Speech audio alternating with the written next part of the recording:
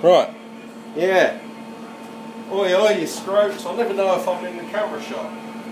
I am just in the process of having a tidy.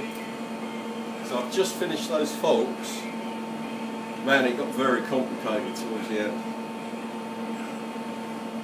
But I had to make some special tools. But the end results justify the means, right? I do get in a right mess. I do work very chaotically.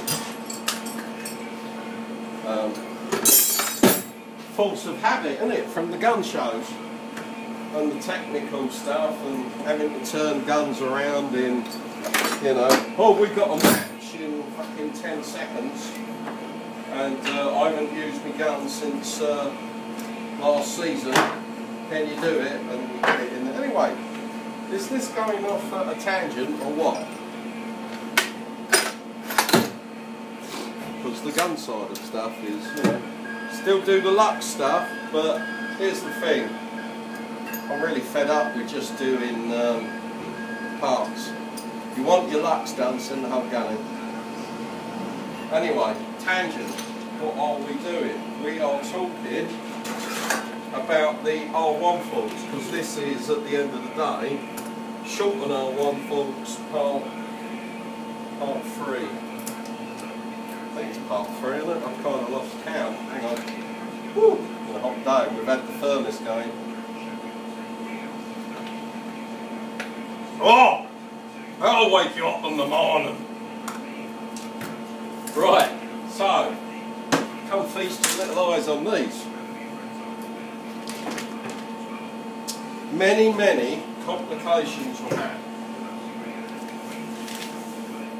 To make sure I've got a clean house. Or a clean cloth. Which I have never. Simon come up. Said, here, well, I've been on holiday, all my clean cloths have disappeared. Really?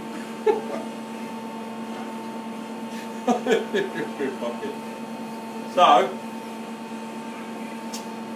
right, so many complications. Of course, I'm shortening this tube, right? If I shorten this tube and we leave the chrome at the same length, this chrome will smash into here and you won't get your full compression. I.e., at the moment, this goes all the way down to here. So, you know, you've got your full range of suspension travel. But if we hadn't have manufactured the short chromes, this would have come down and stopped 45mm short here. And some people are like, man, it's a fucking 160 odd mile an hour motorcycle, man. Not doing cheap stuff on a bike that's so quick. There's some things you can save pennies on. Suspension and brakes is not one of them. If you're the type to skimp on suspension and brakes, well, you know, there you are. So, next problem we had is that with this type of fork leg, there's no bushing on the chrome. The bushing's all in the alloy. So we all know the bushing that's down here underneath the fork seal, but there's also a bushing that's about here. Now, because I've made the chrome shorter, the end of the fork leg's under the bushing. So when you try and compress, the end of the fork leg would bump into that bushing and lock the whole fork leg solid.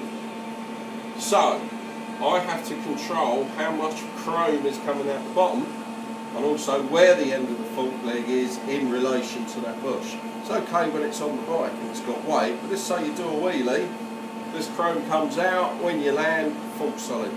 BAM! Can't have that, right? Can't have that. So, the device that controls the amount of chrome that sticks out the bottom is the cartridge. So I've had to disassemble all the cartridge and make the cartridge a set length to give me, this is 110mm by the way. I went round all the upside down forks outside and measured how much exposed chrome there is. Some bikes are 100, some are 140, average is 120. I've done a 120, I've gone right in the middle. There's still loads of room on here for preload. I'm going to be making some preload spacers, some extra ones. The damping is fantastic. At the moment we're up here, all this is, you know, it's not really wound up or wound down or anything. I haven't done any settings. That's for the customer to do settings. I can't set your forks up if you and your bike's not here. And people ring up and say, oh yeah, when you send the forks back, can you set them up? And I'm like, no, of course I can't. What are you, 30 stone, 7 stone? You go around the racetrack, you just ride into work, don't do it. Customer, you're the person who has to do this. And it is something that's worth knowing. Like I'm riding along, all my forks are soft. It says in the manual, turn this and it will make them stiffer. And they're like, oh, I really don't want to touch anything, I'm too scared. Well, are you scared? Oh, fuck me, I'm whining again. Anyway, look at that, that come out absolutely gorgeous. Yeah, baby. So, if you find yourself short in leg and you need your bike lowered, it's cool, man, done properly.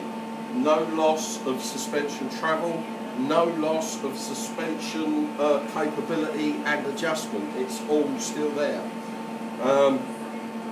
Yeah, fair enough, I am going to do some other preloads with this, but they've got a bike that's on a bench. I don't know how high the bike's going to be, but this is preset. I can only make this gap smaller, I can't make it any larger. So there's about 20 mil of play in here, depending also on how hard you can have the forks. But it's like a fashionable BMW CAF racer, so it's not like it's going to be banging around the racetrack. You know, I'm the other way, I like to go around corners, I don't care what the bike looks like. But then I'm taking as fucking wanker, so, you know. So, we'll be doing, got to add this up there. It's not going to be cheap. Right, this is coming out the £500 mark, but anodising, new tubes, complete build, bushes, oils, seals. I think it's fucking cheap, man. I think it should be twice that. Anyway, so you stroke shit bags. I'll see you all later. Ta-da!